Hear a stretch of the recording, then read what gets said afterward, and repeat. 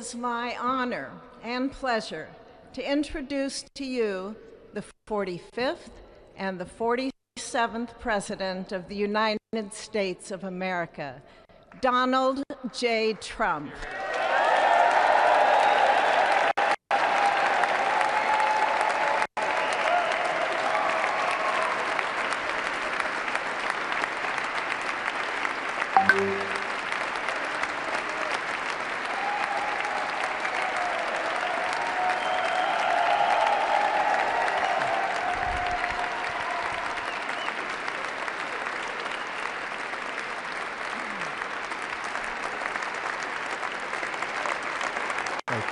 Thank you very much, everybody. Well,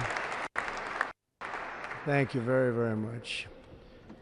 Vice President Vance, Speaker Johnson, Senator Thune, Chief Justice Roberts, Justices of the United States Supreme Court, President Clinton, President Bush, President Obama, President Biden, Vice President Harris, and my fellow citizens. The golden age of America begins right now.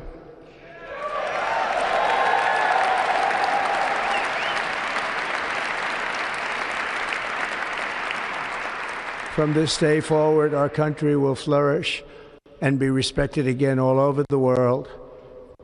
We will be the envy of every nation, and we will not allow ourselves to be taken advantage of any longer.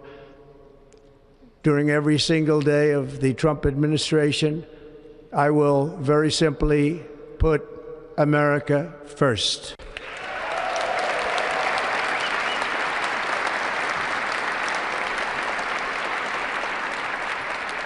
Our sovereignty will be reclaimed. Our safety will be restored. The scales of justice will be rebalanced. The vicious, violent, and unfair weaponization of the Justice Department and our government will end.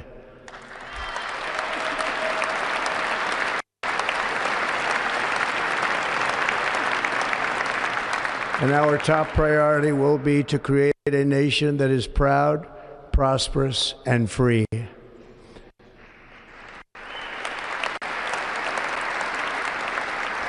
America will soon be greater, stronger, and far more exceptional than ever before.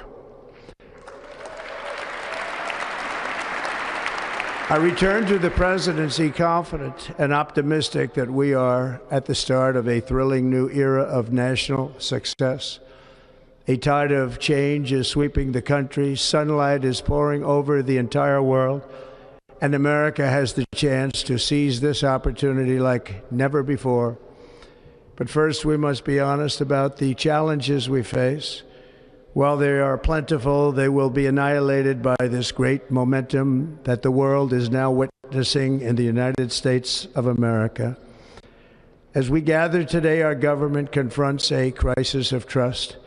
For many years, a radical and corrupt establishment has extracted power and wealth from our citizens while the pillars of our society lay broken and seemingly in complete disrepair. We now have a government that cannot manage even a simple crisis at home, while at the same time stumbling into a continuing catalog of catastrophic events abroad. It fails to protect our magnificent, law-abiding American citizens, but provides sanctuary and protection for dangerous criminals, many from prisons and mental institutions that have illegally entered our country from all over the world. We have a government that has given unlimited funding to the defense of foreign borders, but refuses to defend American borders or, more importantly, its own people. Our country can no longer deliver basic services in times of emergency, as recently shown by the wonderful people of North Carolina, been treated so badly.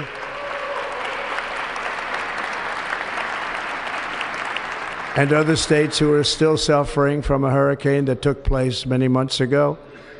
Or more recently, Los Angeles, where we are watching fires still tragically burn. from weeks ago without even a token of defense. They're raging through the houses and communities, even affecting some of the wealthiest and most powerful individuals in our country, some of whom are sitting here right now. They don't have a home any longer. That's interesting. But we can't let this happen. Everyone is unable to do anything about it. That's going to change. We have a public health system that does not deliver in times of disaster, yet more money is spent on it than any country anywhere in the world. And we have an education system that teaches our children to be ashamed of themselves in many cases, to hate our country despite the love that we try so desperately to provide to them. All of this will change starting today, and it will change very quickly.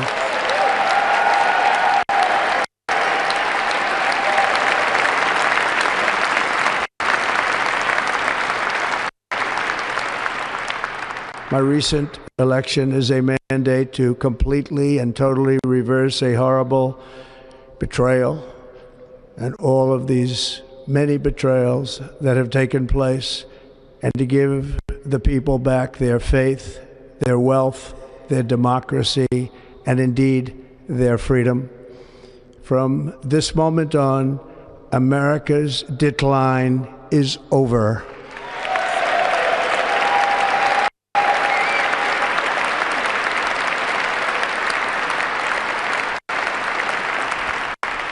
Our liberties and our nation's glorious destiny will no longer be denied, and we will immediately restore the integrity, competency, and loyalty of America's government.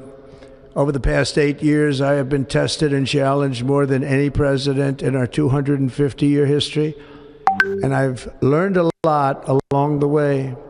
The journey to reclaim our republic has not been an easy one, that I can tell you. Those who wish to stop our cause have tried to take my freedom and indeed to take my life. Just a few months ago in a beautiful Pennsylvania field, an assassin's bullet ripped through my ear. But I felt then, and believe even more so now, that my life was saved for a reason. I was saved by God to make America great again.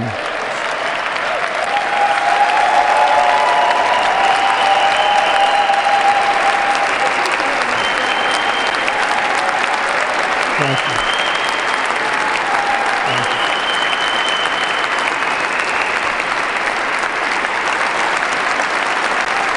Thank you very much.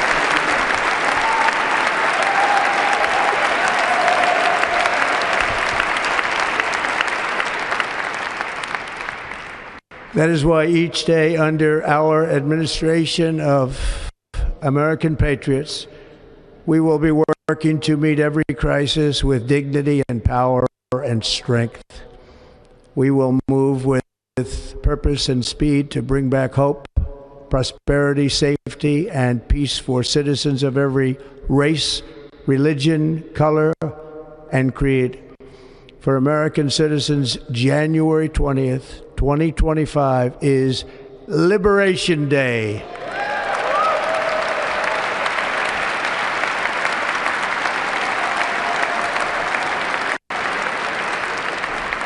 It is my hope that our recent presidential election will be remembered as the greatest and most consequential election in the history of our country. As our victory showed, the entire nation is rapidly unifying behind our agenda with dramatic increases in support from virtually every element of our society, young and old, men and women, African Americans, Hispanic Americans, Asian Americans, urban, suburban, rural, and very importantly, we had a powerful win in all 7 swing states, and the popular vote, we won by millions of people. To the Black and Hispanic communities, I want to thank you for the tremendous outpouring of love and trust that you have shown me with your vote. We set records, and I will not forget it. I've heard your voices in the campaign, and I look forward to working with you in the years to come. Today is Martin Luther King Day, and his honor, this will be a great honor, but in his honor we will strive together to make his dream a reality. We will make his dream come true.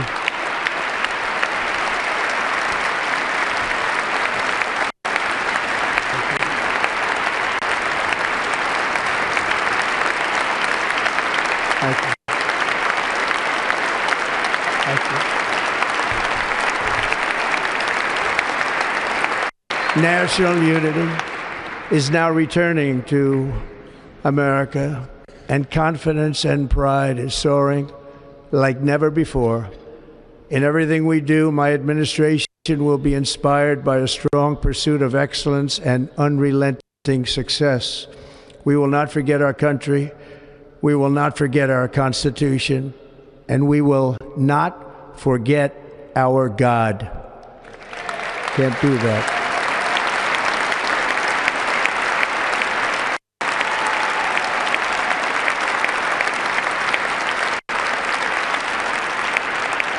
Today, I will sign a series of historic executive orders. With these actions, we will begin the complete restoration of America and the revolution of common sense. It's all about common sense. First, I will declare a national emergency at our southern border.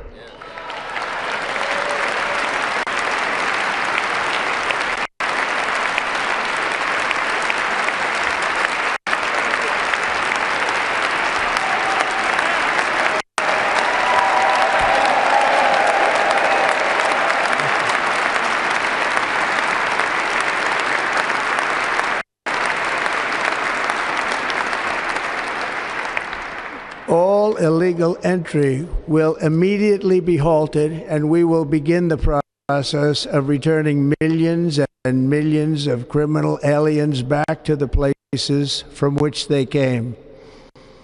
We will reinstate my Remain in Mexico policy.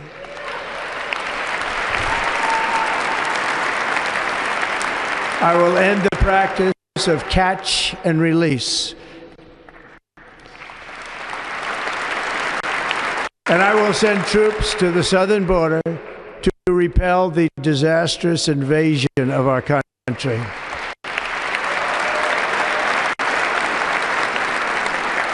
Under the orders I signed today, we will also be designating the cartels as foreign terrorist organizations.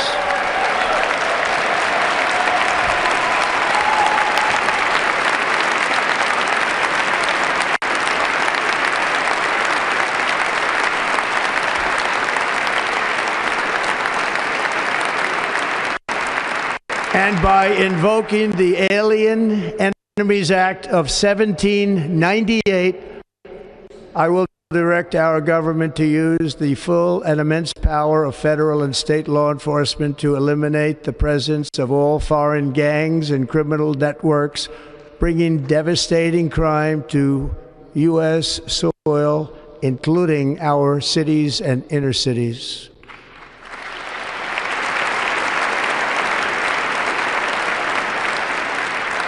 As Commander-in-Chief, I have no higher responsibility than to defend our country from threats and invasions, and that is exactly what I am going to do. We will do it at a level that nobody's ever seen before. Next, I will direct all members of my cabinet to marshal the vast powers at their disposal to defeat what was record inflation and rapidly bring down costs and prices.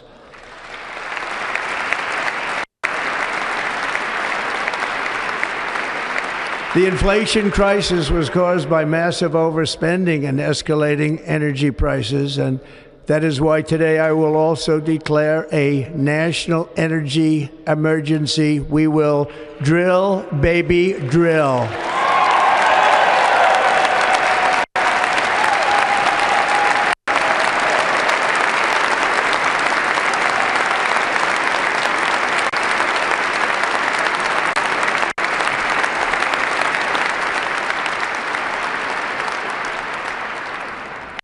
America will be a manufacturing nation once again, and we have something that no other manufacturing nation will ever have, the largest amount of oil and gas of any country on earth, and we are going to use it.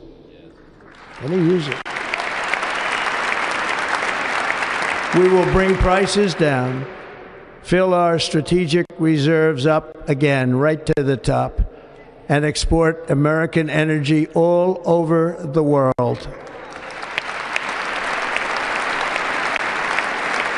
We will be a rich nation again, and it is that liquid gold under our feet that will help to do it. With my actions today, we will end the Green New Deal and we will revoke the electric vehicle mandate, saving our auto industry and keeping my sacred pledge to our great American auto workers.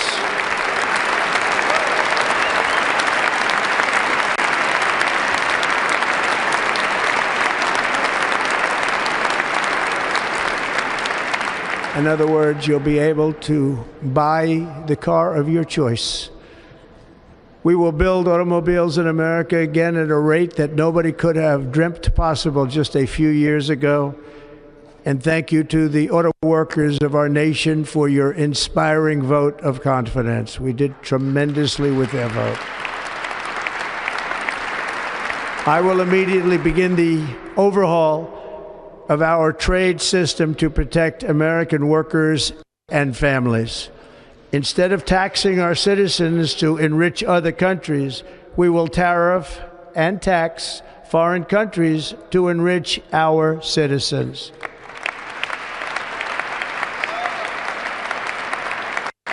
For this purpose, we are establishing the External Revenue Service to collect all tariffs, duties, and revenues. It will be massive amounts of money pouring into our treasury, coming from foreign sources. The American dream will soon be back and thriving like never before to restore competence and effectiveness to our federal government. My administration will establish the brand new Department of Government Efficiency.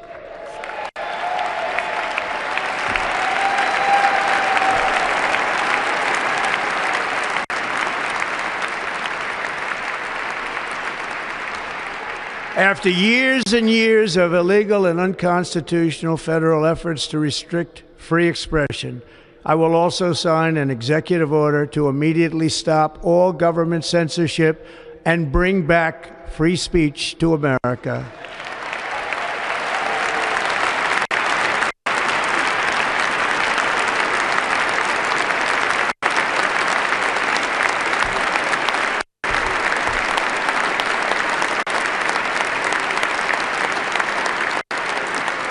Never again will the immense power of the state be weaponized to persecute political opponents, something I know something about. We will not allow that to happen. It will not happen again. Under my leadership, we will restore fair, equal, and impartial justice under the constitutional rule of law.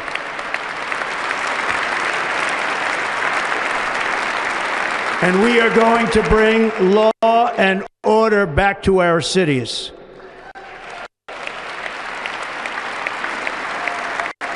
This week, I will also end the government policy of trying to socially engineer race and gender into every aspect of public and private life.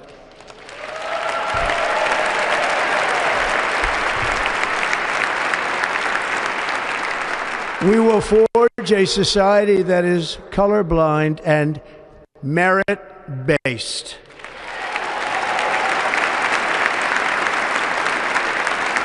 As of today, it will henceforth be the official policy of the United States government that there are only two genders, male and female.